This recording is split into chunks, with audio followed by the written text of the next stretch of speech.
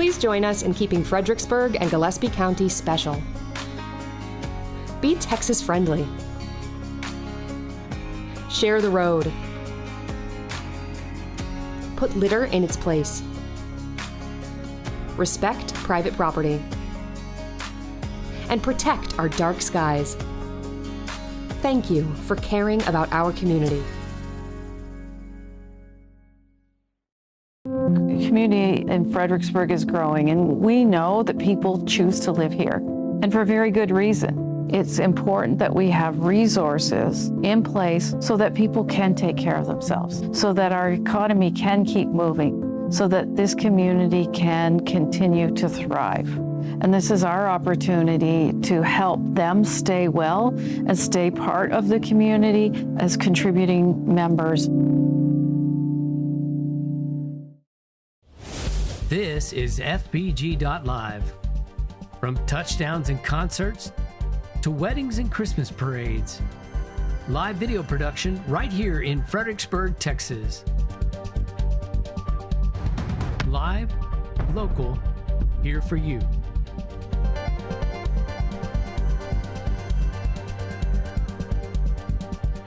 Fbg.Live, capturing your moment for generations to enjoy.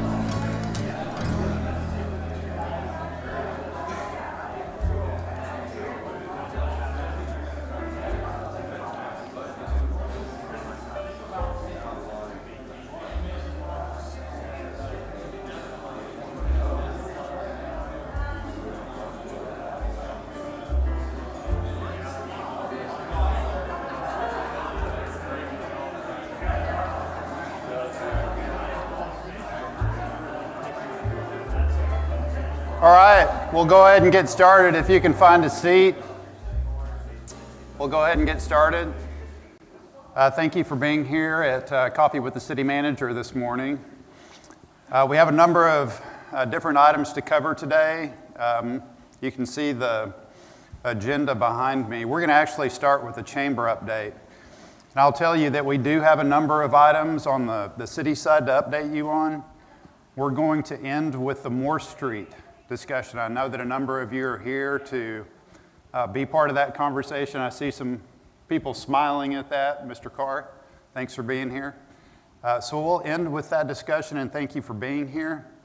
I'm going to start and hand it over to our Chamber President and CEO, Jim McCullough. He's going to tell you a little bit about the Chamber of Commerce. Jim. Thank you very much. A couple quick updates for you before I get into the presentation. After the flood disaster in Kerrville on July 4th, the Texas Association of Business, which is the state chamber of commerce, put together a task force of the presidents of the chambers from around the Hill Country. So we've been meeting weekly since then to work on recommendations to the legislature, the special session that's it ends Friday and we'll start again next week. And so anyway, we made a couple of recommendations. One of them was that we felt that without fast loans to micro businesses within 90 to 120 days after the disaster, we would lose a lot of those micro businesses in the Hill Country. So on top of that legislation, there's a special loan program for micro businesses that are affected by the floods. And that has gone out of committee, and that's ready to be voted on as soon as they can get a full legislature back in to vote. The other thing they're working on, which has not gotten through committee, is a way to fast-track permitting. So there's certain permits in the counties that the state has to approve, and some of those permits take a while, so they're trying to figure out a way to fast-track those permits. And a lot of that has to do with infrastructure, water, sewer, things like that. So they're working on that as well. So I just wanted to give you that update. And I do believe, if I'm correct, the Hill Country Community Foundation has crested over $100 million in donations so far. And so the other, give you some good information on what's happening with that foundation. So they're working through granting that money to 501c3s in the area, so those 501c3s then can distribute the money. What those 501c3s are struggling with right now is fraud. So there's significant amount of fraud grant requests coming through the system, and some of them have already slipped through. So if you hear complaints that the money's not moving fast enough, that's one of the reasons, is that they're having to take so much extra time to get through the fraud to make sure that it's getting to the right people. So let's get started.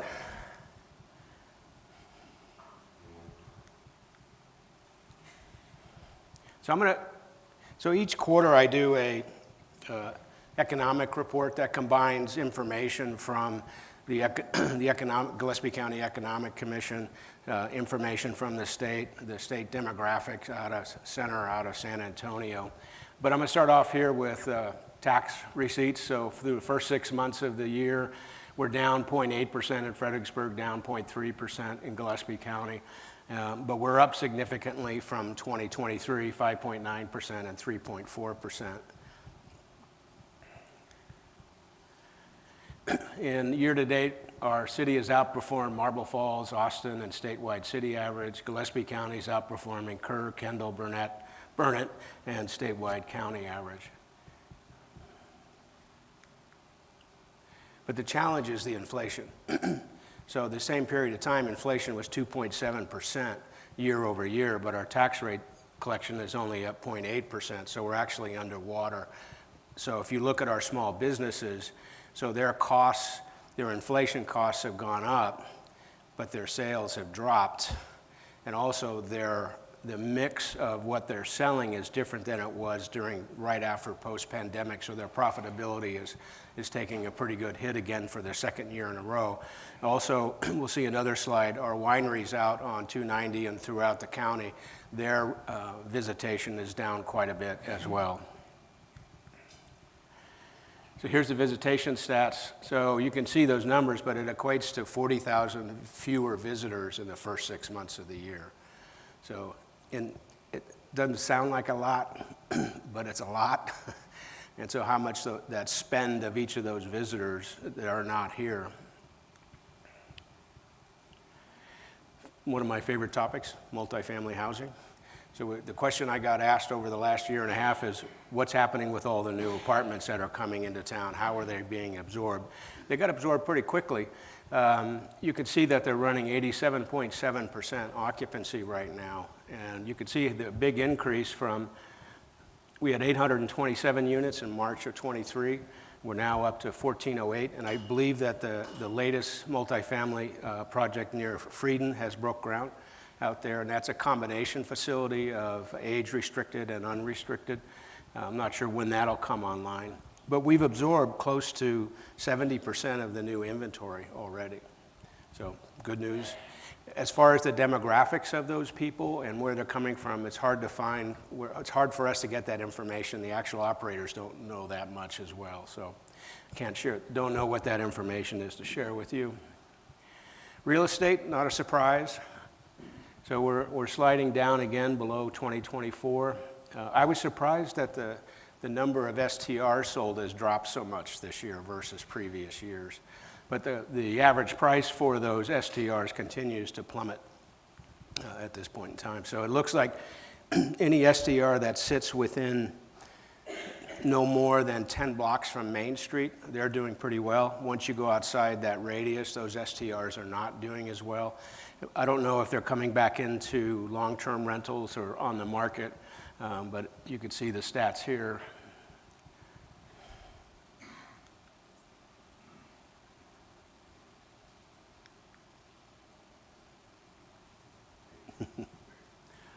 So employment stats. I thought this was interesting that our labor force actually grew, and the employment grew up a little, grew 2.4%, but the unemployment went up 0.2 of a percentage point. But I thought it was interesting that our employment and labor force both grew.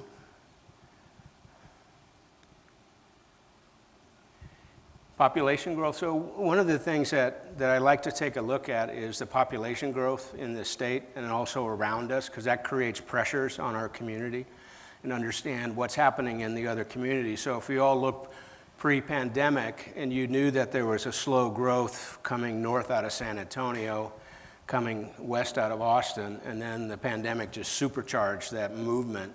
And so all of a sudden San Antonio's moving to Bernie, Bernie's moving to Fredericksburg, and now Dripping Springs is absorbed by Austin, and soon Johnson City's inside that circle now as well, and Johnson City is growing. But what surprised me the most in 2023 to 2024, that the largest growth of population in the state was international migration. And What is the definition of that? What are the parameters? International migration? Yeah. That's legal international, so it's people living outside the United States migrating into Texas. Legal immigrants. So, and of that 876, I think it's close to 60% are coming from Asia. And they're going into Austin primarily at this point.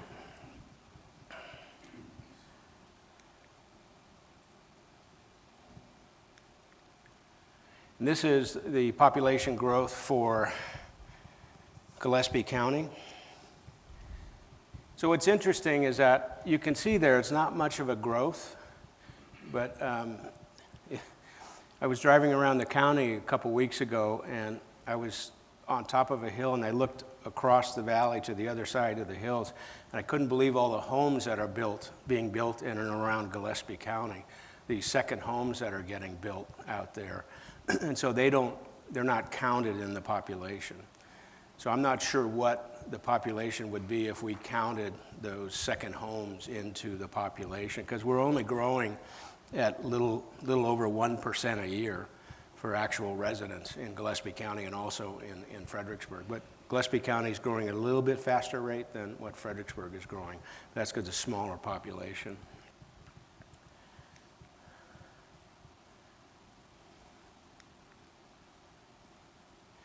So we do ribbon cuttings. We've done 45 ribbon cuttings already this year, so we're averaging over 1 ribbon cutting a week.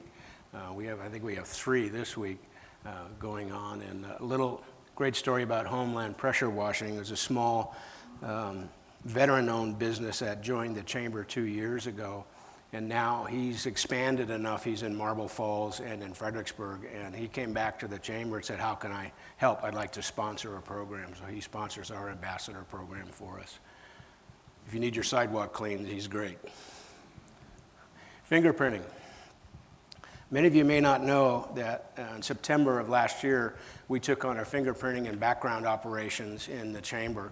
And since then, we've processed over 2,000 people to get their background checks in the area. There are 60 plus jobs that require background checks.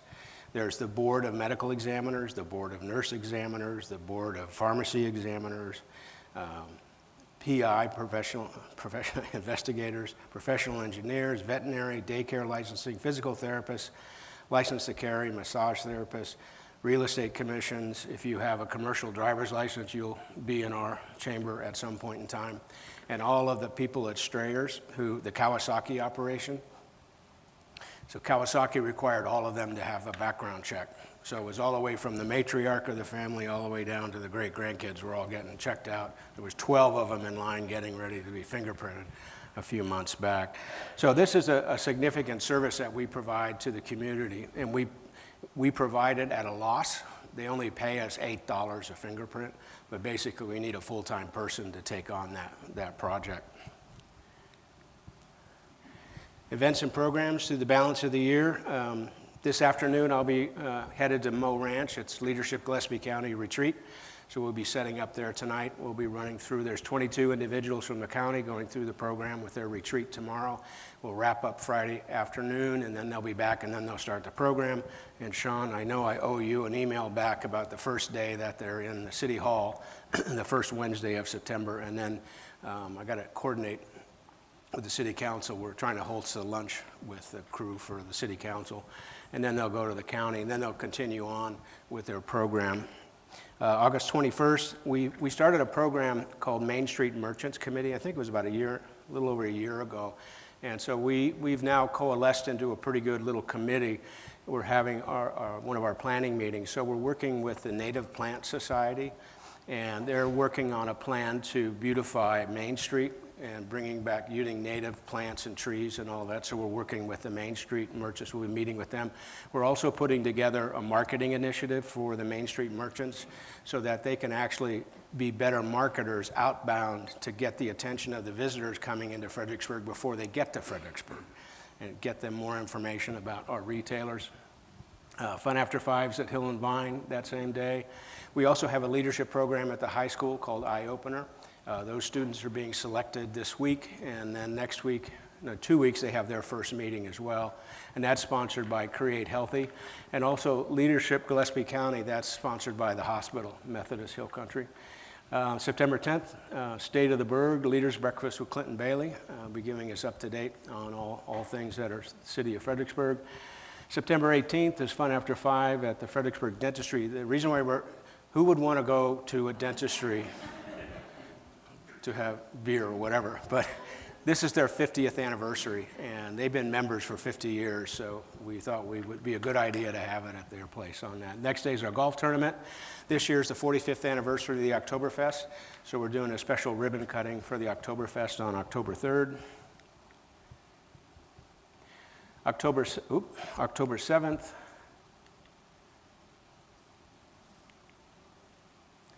is a master class on excellent guest service, and that'll be at the Nimitz Ballroom. October 21 to 27 is the Food and Wine Festival. We're ambitious. We have 8 events over 6 days. So we kick off with there's a young lady, Jerry Lynn, who has written a cookbook that is matched up with the wineries in the Hill Country, and that will be the launch of her cookbook at a Vineyard Table. We open up at the Albert Hotel. Thursday is Tacos and Tequila at El Quincho. At Becker Vineyards, helping them celebrate their 30th anniversary is a black tie barbecue. Then we have the wine auction on Friday, the street dinner on Friday night, and then we have the grand tasting on Saturday, and we wrap it up with a brunch on the Sunday. So far, we've sold 1,570 tickets, and last year we sold 1,800 tickets, so we're far ahead of our pace at this point in time. And we've already collected over 70% of revenues that we had from last year. November 13th, Fun After 5 at the Texas Regional Bank. And then we wrap it up with our best event, the Light the Night Christmas Parade. So last year at the Light the Night Christmas Parade, there were 16,000 people in and around Main Street watching that parade. And of those, 60% of those folks lived outside Gillespie County. There was also 2,000 households in Austin that watched the parade live as well. So when you add up everything that the Chamber does in a year, we have over 30,000 attendees at our events across a 12-month period with a little staff, a little 5 people pulling this off. So that's my report for today. Any questions? Before we get to questions, remember we are streaming this live, so please raise your hand. We have a couple microphones in the room. We want our audience at home to be able to hear you. Thanks to Fbg.Live for streaming this. Thanks. Fantastic presentation. Is this available online so that we can share it with other folks in our neighborhood? If you're a member. Okay. Yes.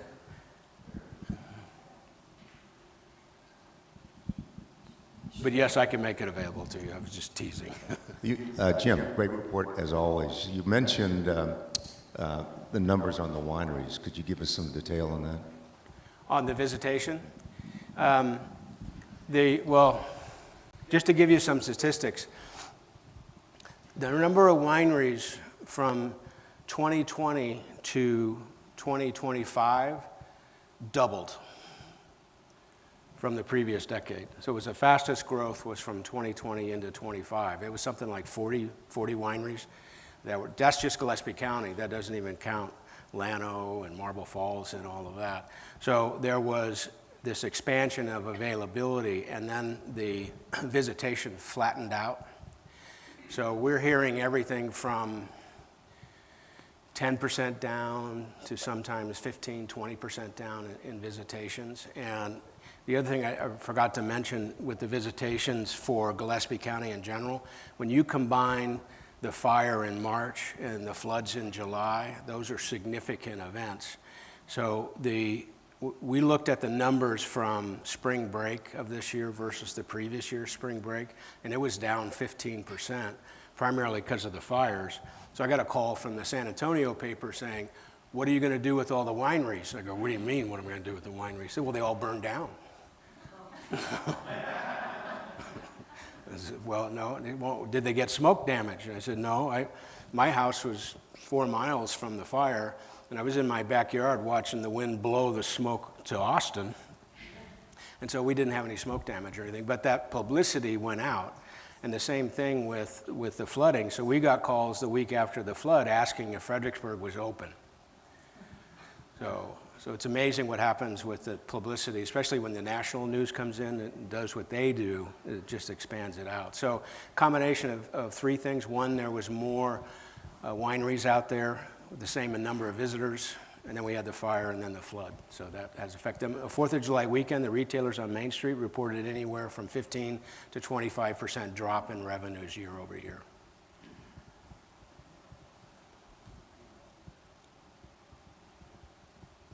Well,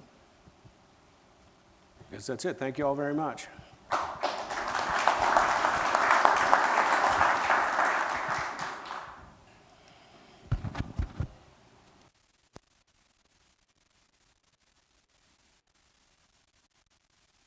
Going on around Fredericksburg. Thank you, Jim, for that.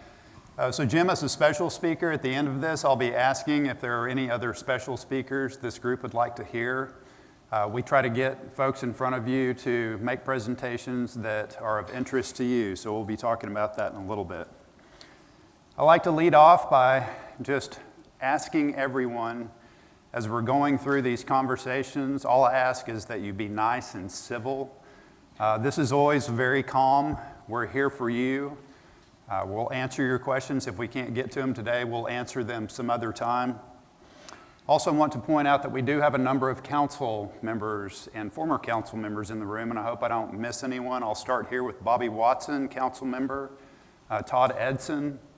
We have Tony Klein, currently on council, Randy Briley, former council member, and I know that Graham Pearson, where's Graham? Graham Pearson's with us. Did I miss anyone? Thank you for being here. Also a number of city staff with us. Anyone have kids in school? 1, 2, 3 kids in school. So the middle school recently opened. We've been anxiously awaiting to see what the traffic is going to do there.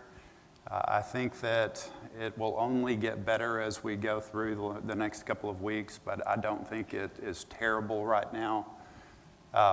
Ahead of that effort, the city did have a traffic impact analysis completed for Friendship Lane end to end. There's a lot of development on Friendship Lane, not just the middle school, a lot of apartments, a lot of proposed development. So traffic in general on Friendship Lane is expected to get a lot worse. So we had this analysis done. It does make a lot of recommendations for improvements to get traffic up and down Friendship Lane more efficiently, more safely, from center turn lanes to signalized intersections. So a lot to come in future budget discussions, a lot to come in terms of development, hopefully improvements to come as well. So the city is currently going through their budget process. This process typically begins in about mid-May. We'll adopt the budget this year, September 16th. Is that correct, Garrett? September 16th. We have a number of meetings, internal and with the city council. We have a meeting coming up on the 19th where we will be discussing the budget. We will be setting our proposed tax rate very soon, and again, working to the adoption of that budget coming up mid-September. A lot of the council priorities the last couple of years, including this year, are very community-centric. Nowhere do I see on a council priority list that we're trying to increase tourism. That is this man's job, our CVB and others. The council's really focused on community. We have other entities that take care of the tourism aspect. We did just have a joint city council, county commissioners meeting. We have a lot of shared funds, the largest one being Fire EMS. Fredericksburg Fire EMS is a jointly funded department that provides service within the city limits, all the way out to the limits of the county.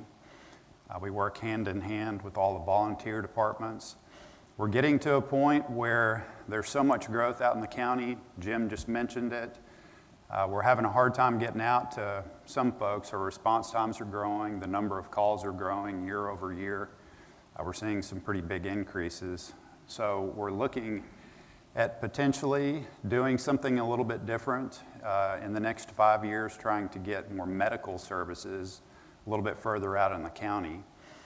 Medical calls represent about 80% of our overall calls.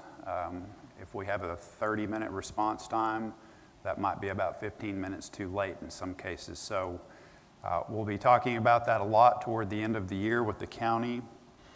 Again, probably no major changes coming up in the next year or so. These things take a lot of time to plan, but we're looking at a 5-year plan that might include a lot more medical services out in the county. New City Hall, we continue to work through the remodel of our new City Hall, the old University Center on 290 East. We're working through that project right now, starting with the construction of a new council chambers. So the room that we're currently meeting in will be both office space and what we're calling a community room. If you have a group you would like to use that room to have a meeting, we will be able to provide that to the community. On the opposite end of the other wing of the University Center, if you're familiar, the old laboratory space, that's being remodeled into the new council chambers. So we plan to be in that facility by the end of this year. And again, a lot of you have heard me talk about the existing City Hall will be used as the fire station and police substation. The fire station administrative offices will be on the top floor, and the police substation will be on the first floor.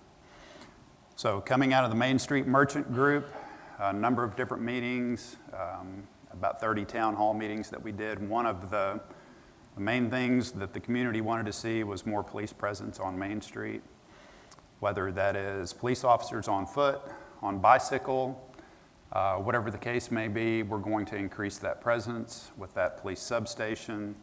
There will be a window where people can walk up, get assistance. We'll be a lot more present on Main Street.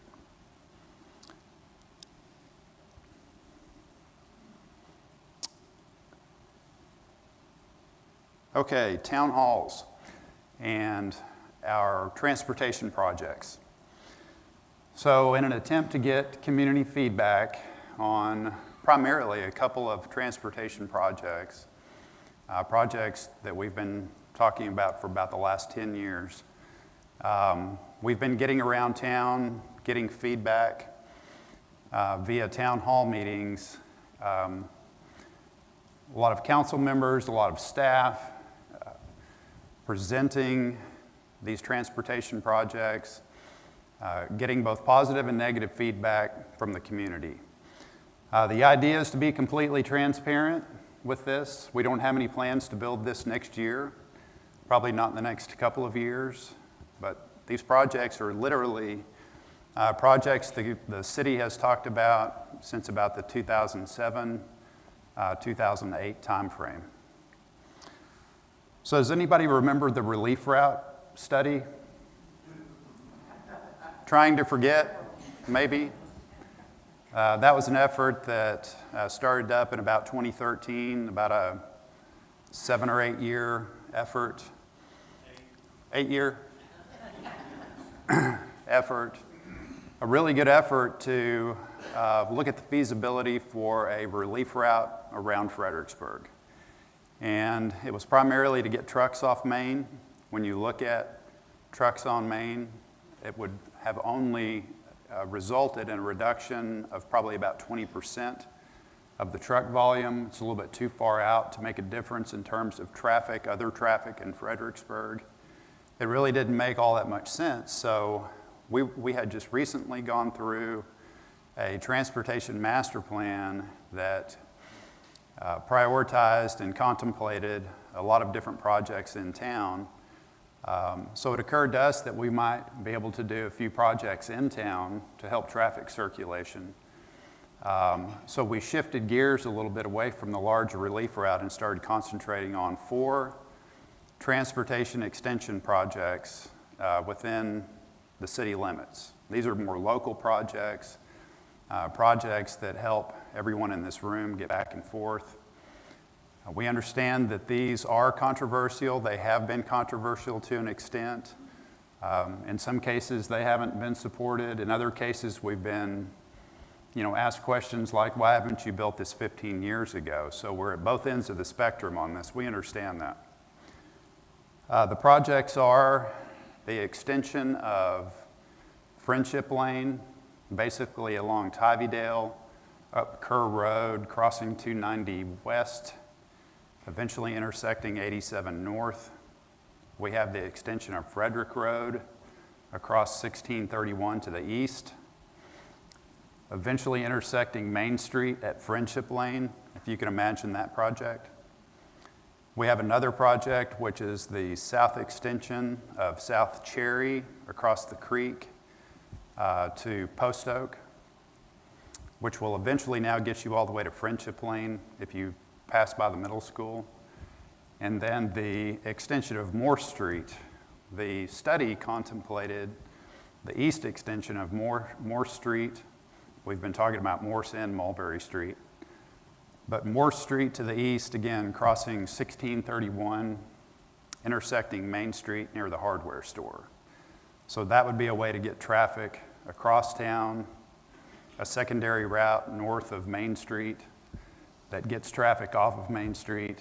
When you look at the traffic situation today, Elk Street backs up from Main Street all the way to Travis. I see some people laughing. Connie, you've been there. The section of Travis Street from North Llano to Elk is massively impacted and has been for a long time. That's definitely a residential area that has seen a lot of impact. But as we're looking at development west of town now, with the project that's going on at the Y, is going to generate a lot of traffic potentially. There's a lot of land between that project and Metzger Road. There's been a lot of interest in development, we've heard, of some of those areas. So we thought that it might be a good idea to start talking to the community about a west extension of Moore Street, to take advantage of an opportunity to work with a developer to secure right-of-way for when we might build that west extension. So the west extension of Moore Street, which is a new idea, would be from North Cherry Street, crossing Metzger, eventually intersecting with 87 North, and what is the road right there, Garrett? Bob Moritz. So again, just conceptual in nature at this point. We are purely getting community feedback at this point, both good and bad, and we want both. We want your honest opinion. We know this directly impacts some property owners, undeveloped property. It impacts neighborhoods. We understand that. It would be a little bit of a change. But before we start really getting into any kind of detailed analysis or timeline looking at a bond election to potentially fund some of these projects, we really want to hear from the community. And meetings like this is where that starts. I've had a lot of discussions with the council, a lot of discussions about the mayor, and we felt that one of those conduits would be getting out again, doing another series of town hall meetings. So we've started with the most impacted areas. We did one up in Cherry Blossom, where predominantly we had support for the project. We had one in the Preserve where there were some affected property owners, potentially affected property owners there that spoke. We're going to get around town hitting the areas that would be most affected first, and then get around and talk to everyone and get that feedback. So can I get everyone to raise their hands who is here to talk about these projects specifically or get information about these projects specifically? Okay. I thought there might be a number of you here, so I wanted to end with this and provide plenty of time for you to ask questions. We have a number of staff here that have been involved in that master planning effort.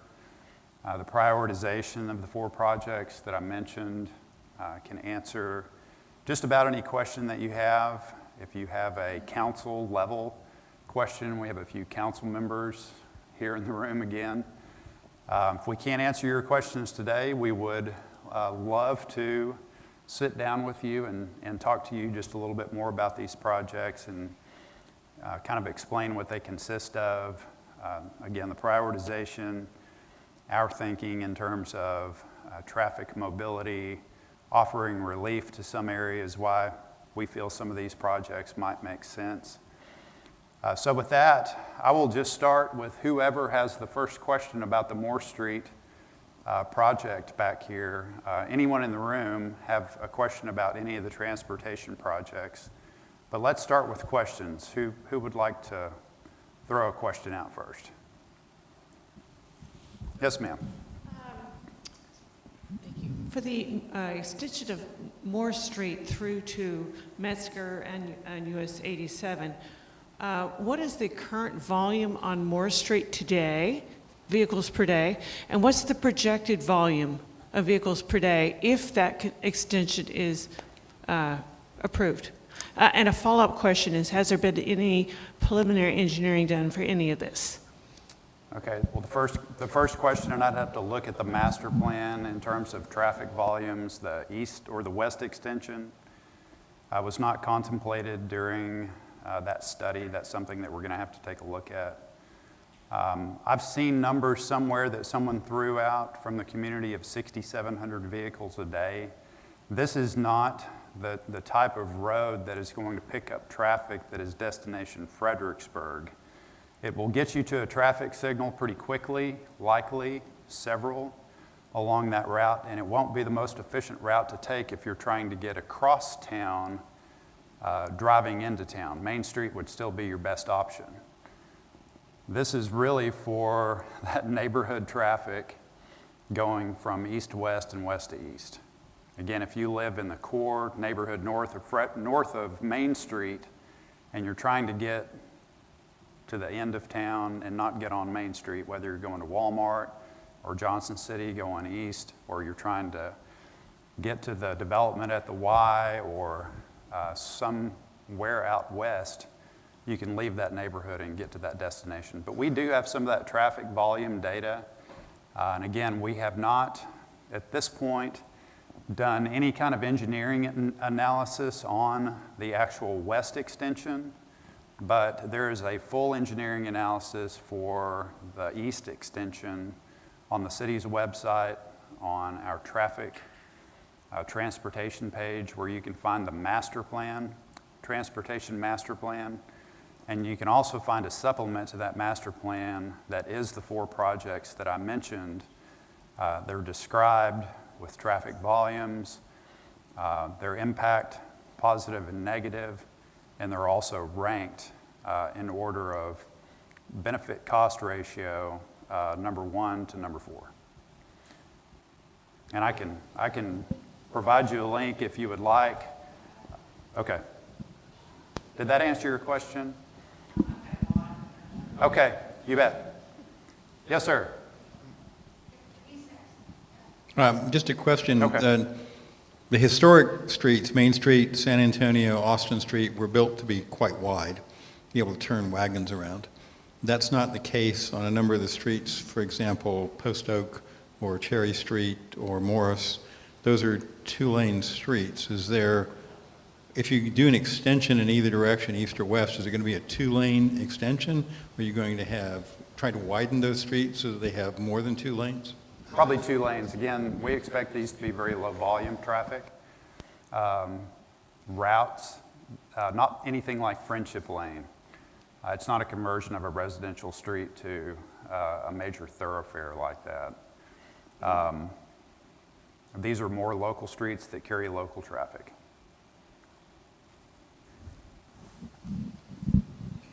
Yes, sir. Okay, I'm going off the Moore Street and everything. I'm going to Friendship Lane now. Yes, sir. With the middle school and the high school dumping onto Friendship, and now with the Eagle Street and Friendship project getting ready to start, and with the pickleball courts and everything going on Friendship, is there any way that Friendship can be widened, and not just turn lanes and stoplights? I'm talking about widening the whole road. We have some opportunity to widen the roadway, but not much. There are certain areas where we have a little bit more right-of-way outside of the pavement edge where we could widen the roadway.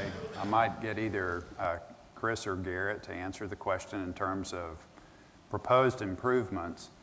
But definitely a center turn lane in some areas. Definitely some signalized intersections. When you look at Friendship Lane, it's been relatively undeveloped for, the last decade plus. And we're finally starting to see what it was originally designed for, to support full development end to end.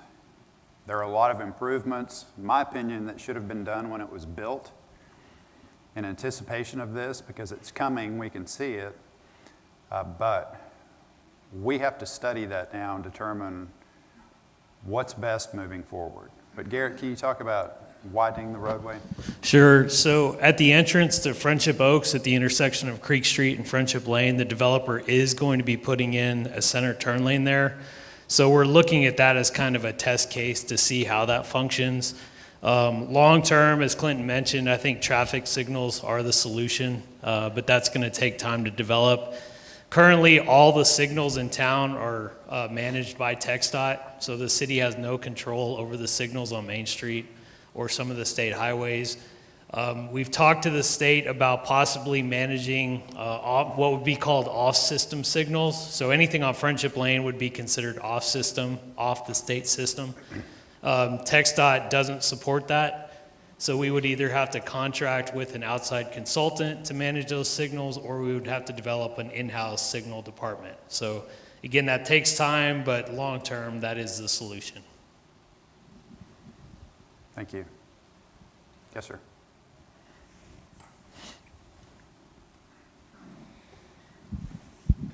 Thank you so much for the candor and being here to provide a little sunshine on all the issues that face our city. Yes, sir. Historically, infrastructure such as streets and curbs and gutters are put in by the developer. You said this property on the west extension of Morris Lane, there's interest in developing that. That property is outside the city limits. What interest is there in helping develop land outside our tax base?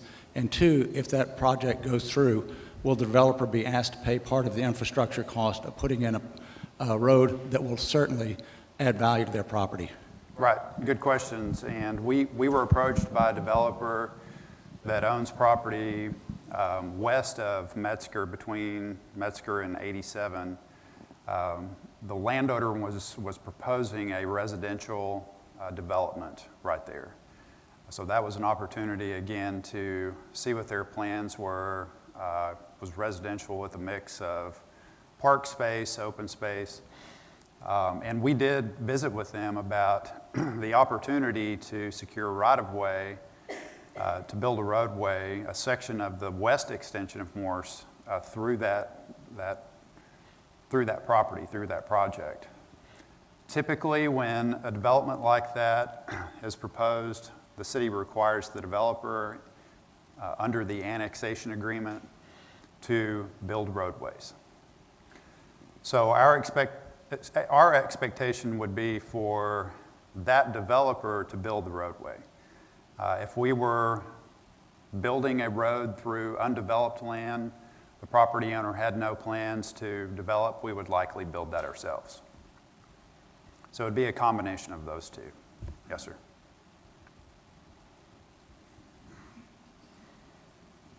Mr. Carr. I have an observation.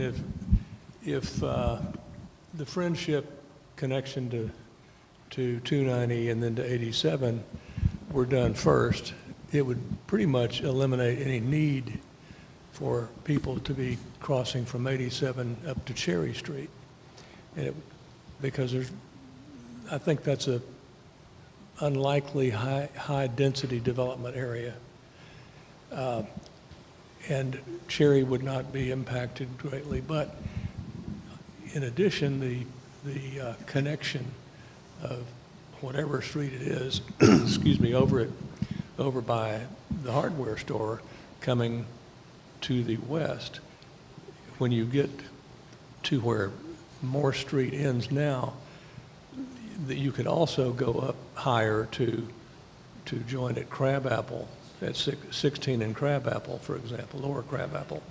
And I think if that was done and the Friendship Lane was done, you'll find that our city would remain more intact and not be divided by a long thoroughfare beginning at 87 and ending at 290.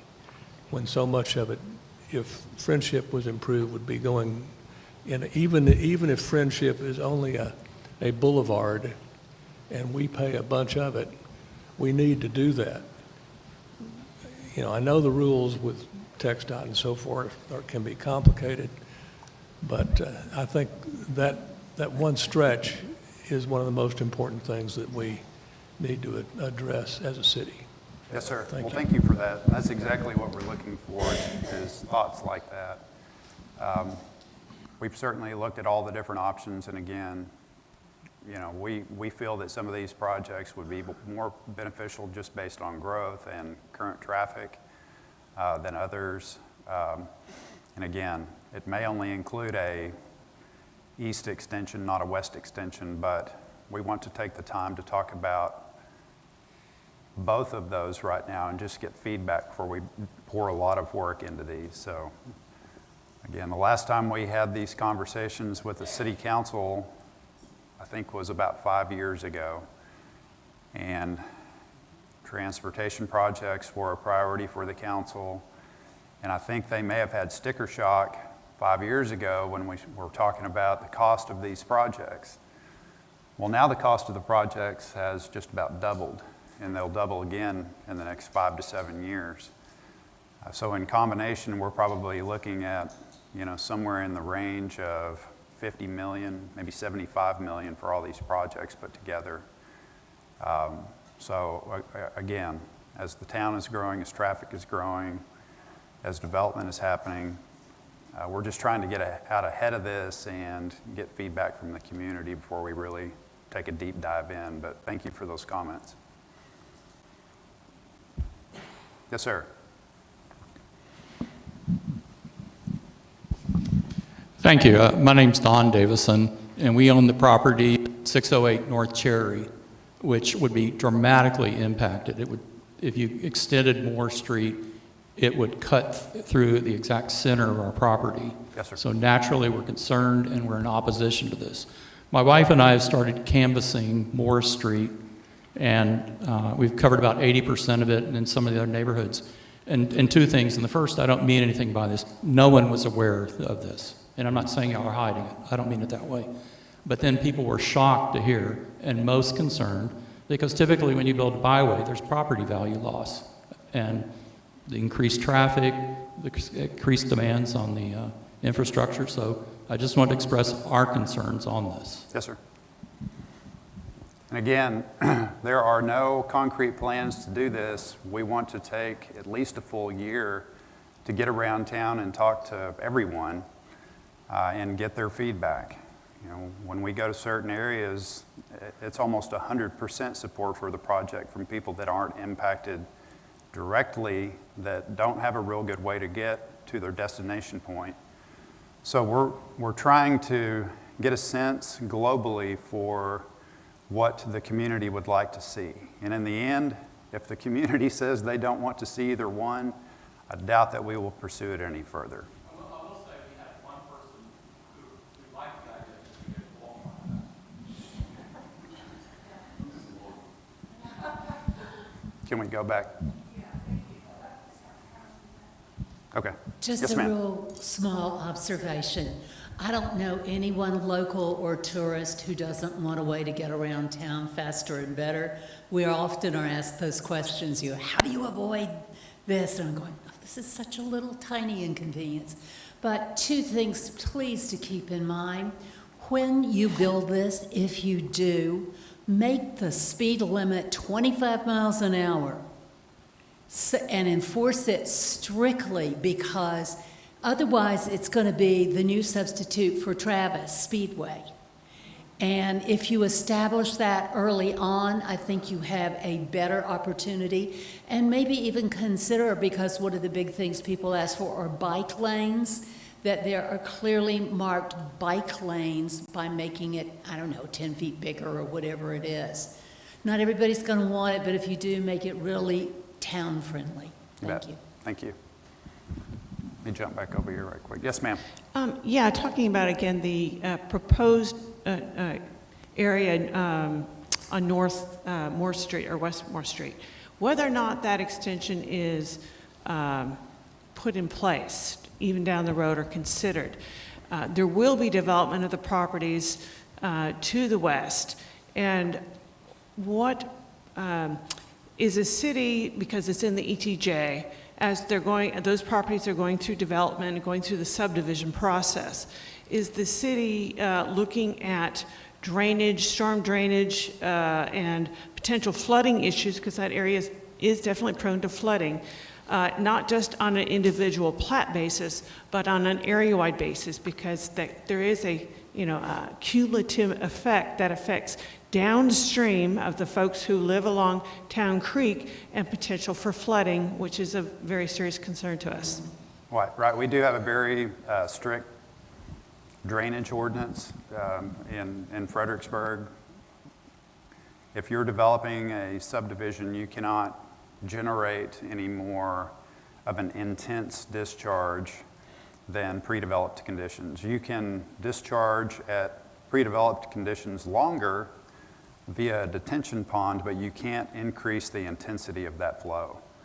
I know that the preserve deals with a drainage issue. I've seen the videos. Deborah, thank you. We talked to a number of you over there about that. That is nothing the city had control over coming over into that subdivision. So yes, we would definitely take a look at that. We look at that for every development, large and small, in town. Yes, sir. A question on a compliment to efficient transportation. What's the status of the evaluation and the direction on the parking issue of kind of managing parking in the urban area? Sure. So I've had discussions with the council, and we will discuss a different parking management strategies on and around Main Street coming up a little bit later this year in a special meeting. It's another thing we've been talking about for a long time. We've actually recently installed, PD has recently installed some pedestals in no parking zones off of Main Street in problem areas where people are parking that prevent emergency access vehicles, create line of sight issues, things like that. And it's an automated system, much like we would have if we installed something on Main Street. And speaking of parking and that whole idea, our idea is really to solve two problems. One is the parking issue that we believe exists. And by the way, the Main Street Chamber Main Street Merchant Group, I've talked to a subset of that group before it was formed. I talked to a conglomerate group of 30 merchants. We've followed up with conversations, and we almost have 100% support for some type of parking management on Main from that group. Again, folks that work and do business, own property on Main Street. So this is something that will also generate revenue that can pay for police officer salaries, fire EMS, street department, help support our parks. That doesn't come from our residents. We're getting a little bit more from our 2.5 million tourists or visitors, that come here every year, and not continuing to tax our residents to support the budget. So solving a problem with the parking and generating revenues to support our budget that doesn't impact our local taxpayers. But we'll talk about it a little bit later this year. So look forward to that. Yes, sir. For the roadways you're considering for residential use, can you limit it to just residential use and not for commercial traffic? I think it'd be difficult to do that. Of course, we could probably limit through trucks and delivery vehicles, things like that, fairly easily. If that's what you're asking, the large commercial vehicles, right, we would certainly try to limit that.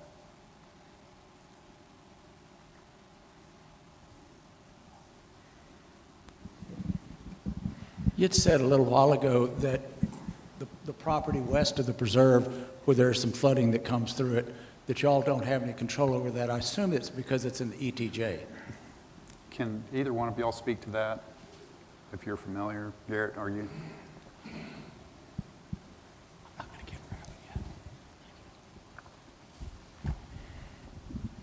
Yeah, so we have a drainage master plan that we have identified various projects that affect within the city limits, even if they're outside the city limits. So we can certainly take a look at that. As part of development, a lot of times those drainage projects are actually improved. So we would, again, look at the civil construction plans if those properties were annexed into the city limits and require those developers or development to fix any current drainages. You have control of the flooding drainage outside in the ETJ? We work closely with the county in that regard. Yeah. But when development happens, if a property is annexed, it gives us that opportunity to correct those. Thank you so much for clarifying. Yes, sir. Anyone else? Moore Street, transportation, before I go around for general questions. We actually have, Chief would like our community outreach liaison to say a few words before we go around. Good morning. I'm Alyssa Rivera. I'm the community outreach liaison for the Fredericksburg Police Department. On your tables, you have some flyers for an upcoming event. Last year, we were able to provide one of our officers with $50,000 for a down payment and closing costs on a house here in Fredericksburg. And that was primarily because of our casino night. And so we are hosting casino night again out here at the Hangar Hotel on November 14th from 5:30 to 10. It's going to be a lot of fun, a lot of community involvement, and we're hoping to provide at least one other officer with that grant for housing so that we can recruit and retain our officers and provide more community safety. So if you want to, purchase tickets or sponsorships, there's a QR code on the flyer. Check it out. If you just want to do a general donation, I have another little postcard on the table as well. If you have any questions, just let me know. Okay, thank you, Alyssa. So at this point, I'm going to go around table by table. If you have any questions, please ask them. If you have a question, introduce yourself. I'm interested if you live in the city limits or outside. I'm going to start with my good friend Don. I just have one question, which Garrett and I have been talking about for about 4 years on. Yes, sir. About 4 years on maintenance of paved alleys, and which he has said it's still in streets and departments in their budget to get around to it at some point in time. What brings me to ask the question again out loud is that when companies hire subcontractors, and I'll use Keith Czar's Pools as an example, in our alley, that's where they do all of their mixing and everything else, and they dump it all in the alley. Is there not anything to clean that up? Because that's basically a city street. Yeah, that's a good question. I can get back with you on that with the specifics. Yeah. I don't know that off the top of my head right now. I mean, it's a mess, and it's also deteriorating the alley even further because every time it rains, the city's got to send out front-end loaders on Burbank to clean up all the gravel on Avenues A, B, and C's alley, which is a lot of maintenance to you guys. So I think I've just asked for a seal coat on our alley, and I hope sometime it'll happen because that's an asset to all of us neighbors. There's 3, 4, 5 rear-end garages on that alley. So, and the other ones are on STRs, which we want to continue the revenue of. So, right. Thanks. Yeah. Thank you. Don, I can respond to that to some extent. So one of the things that the street department has done over the last probably 4 years, 3 to 4 years, is we've started using millings. So as these hot lay projects come through town and they mill up some of the asphalt before they put the hot mix back down, you can see that material there at the yard. We've put that material down, which packs a whole lot better in alleys versus the white base that we used to put in there that would certainly wash out. We do recognize that there are some areas that have a little bit more slope where that water velocity down those alleys increases, and we do have some washout areas. We've identified some of those areas that we will try to get around to doing better. Maybe we're mixing some other material with that millings to get it more compact and have it stay in place better. As far as the dumping though, if you ever see anything like that, no contractor should be dumping anything in alleys, whether washout of concrete or anything. So please get with us. We'll get with code enforcement and certainly address that. Yeah, well, we'll certainly address it if we can catch them in the act. We have had, unfortunately, contractors that have done some of that, and we have addressed that in the past. So. They're just using the alley for their construction site versus the owner's backyard, which I think that's what they should be. Understand.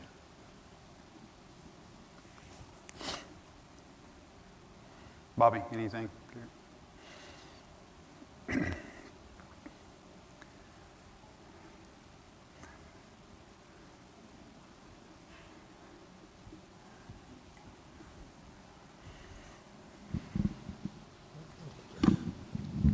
I would just like to follow up with one comment. I recently completed a project and I had a vacant lot adjoining it, which was under the fence of the construction project. As soon as the project was finished, we cleaned the lot. It's beautiful, level, smooth, everything is cool. And within a week, somebody has driven, and this is on Ufer Street in the middle of town, driven a dump truck up and dumped a big dump of dirt and rock and cement on my clean lot. Just let us know about that. That is illegal dumping. You also, as Chris mentioned, can't wash out concrete in a culvert. We've seen a little bit of that over the years, and you all can help us by just calling, letting us know when these things are going on, and we'll get it taken care of. Right, I understand. But if you see it, let us know. We'll follow up on that.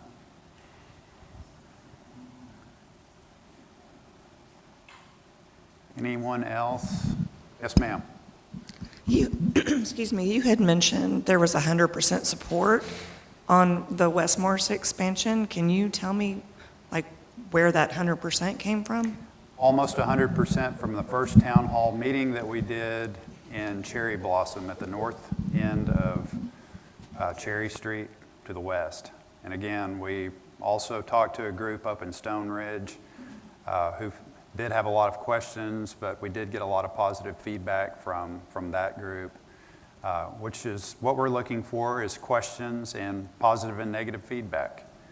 We're going to continue to get around town. We're planning a town hall on the south side of Main Street where we'll be talking to a neighborhood that would be impacted by the south extension of Cherry Street sometime in the next couple of weeks.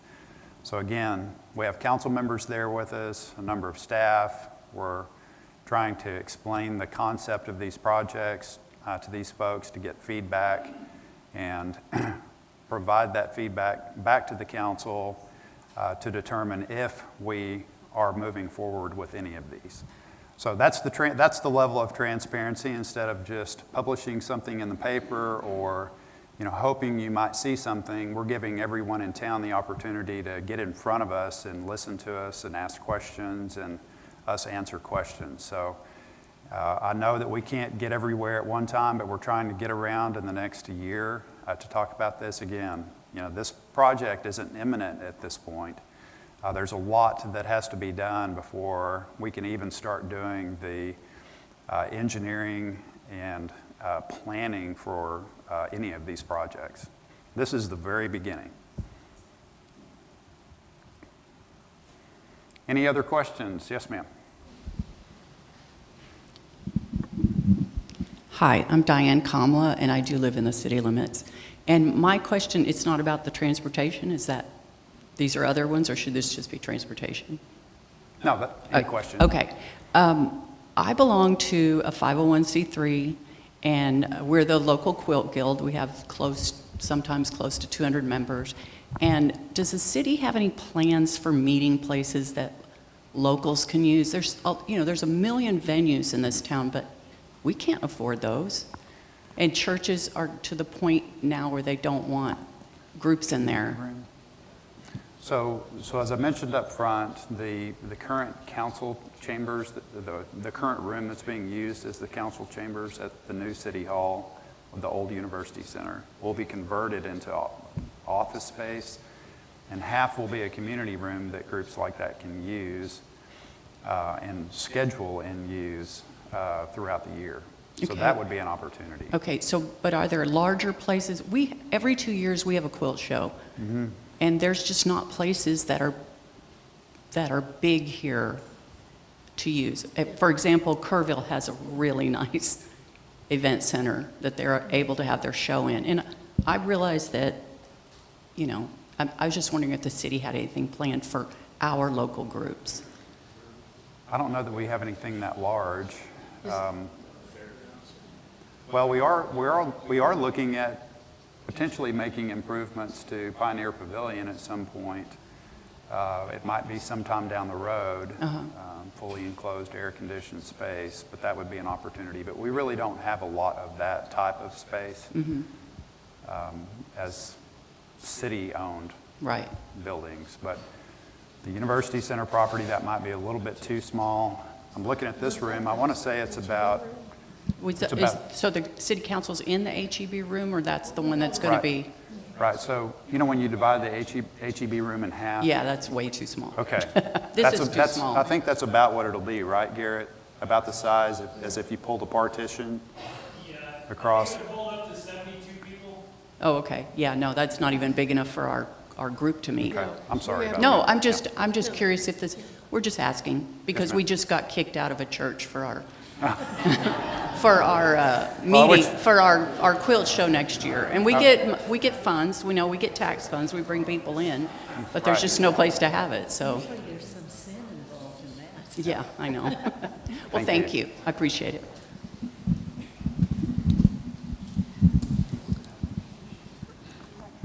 Clinton, what are the plans for the former Texas Rangers Heritage Center? The property's now sitting there just gathering dust. Well, we discussed that in executive session actually at the council meeting last time.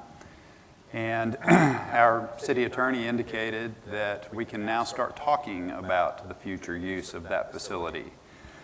So I expect at some point in the future, the council will have some ideas about what that may be in the future. But at this point, Bill, we're trying to keep the grass mowed and keep it maintained. There are no plans for the facility right now.